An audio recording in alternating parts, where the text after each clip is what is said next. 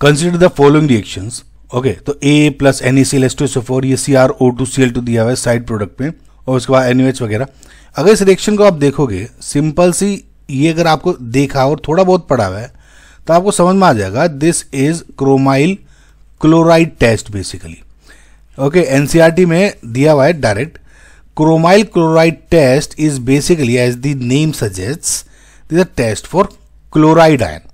अब इसमें रिएक्शंस तो बहुत लंबी चौड़ी दी हुई हैं, लेकिन मैं आपको एक शॉर्ट में बताता हूँ चीजें जिससे आपको हमेशा याद रहे, और ये बहुत इंपॉर्टेंट है, ये ध्यान रखना, ठीक है।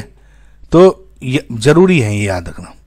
तो देखो क्या आता है क्लोराइड टेस्ट में, सबसे पहले तो एक क्लोराइड सॉल्ट ले लोगे, जिसमें अब थोड़ा बहुत तो याद करना पड़ेगा ना, K2Cr2O7 ले लेते हैं, ठीक है। K2Cr2O7 डाल देते हैं, सॉलिड होता है बेसिकली ये, और इसमें कंसंट्रेटेड H2SO4 डाल देंगे। ओके, सो जब ये होता है क्लोराइड टेस्ट, इसमें ध्यान से देखना, तब बनता है CrO2Cl2। Okay, Cr plus side products भी बनेंगे। तो CrO2Cl2 है वो बेसिकली रेडिश ब्राउन फ्यूम्स निकलती हैं, और जिससे आपका प्रूव होता है CrO2Cl2 बना। इसमें जब आप NaOH डाल दोगे, NaOH डालते ही it gets converted into Na2CrO4, ठीक है, और ये बेसिकली येलो सॉल्यूशन बन जाता है, वो प्रूव होता है। अब now this is your main product here. अब इसमें 3 कंडीशन आ जाती हैं, 3 कंडीशन में आप क्या क्या डालते हो उसके अकॉर्डिंग आपके 3 प्रोडक्ट बनते हैं, ठीक है। पहला है जब आप इसमें CH3COO डालते हो, ठीक है, तो इसमें PbCrO4 बन जाता है, जो कि येलो PPT होता है, ठीक है, ध्यान से देखना। उसके बाद में अगर आप इसमें पहले डाइल्यूट H2SO4 डाल रहे हो, इट विल फॉर्म Na2Cr2O7।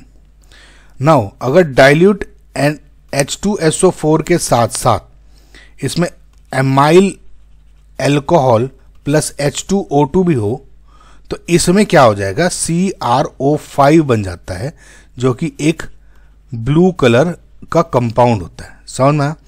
तो ये जो है ये ध्यान रखना। अब इस थोड़ा सा प्रैक्टिस होती है, लेकिन गाइस ये बहुत इंपॉर्टेंट रिएक्शन है, बहुत बार आई हुई है।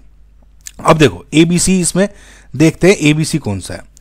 A है आपका, इसमें क्लोराइड साल्ट हो गया, H2SO4 हो गया ये, ठीक है। इसके बाद आपका बना CrO2Cl2, उसके बाद आपने इसको NaOH के साथ डाल के B प्रोडक्ट बना, साइड प्रोडक्ट से कोई दिक्कत नहीं, B ये हो गया।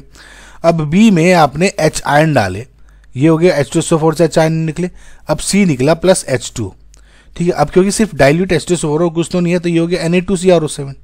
समझ में? तो इसका मतलब जो C, ये क्या हो गया आपका C, number of terminal oxygen present in compound. Na2Cr2O7 मतलब 2Na पॉजिटिव हो गया, और मेन क्या होगा Cr2O7 2 नेगेटिव। टर्मिनल एल्काइन किस में पता करोगे, इसी में ही तो पता करोगे। और इसका स्ट्रक्चर क्या होता है, देखिए CrO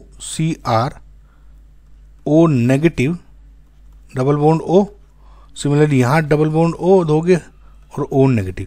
अब टर्मिनल एल्काइंस अगर कैलकुलेट करना है, ये तो टर्मिनल एल्काइन नहीं है, तो 1 2 3 4 5 एंड 6, यानी इसका आंसर क्या हो गया 6। ओके।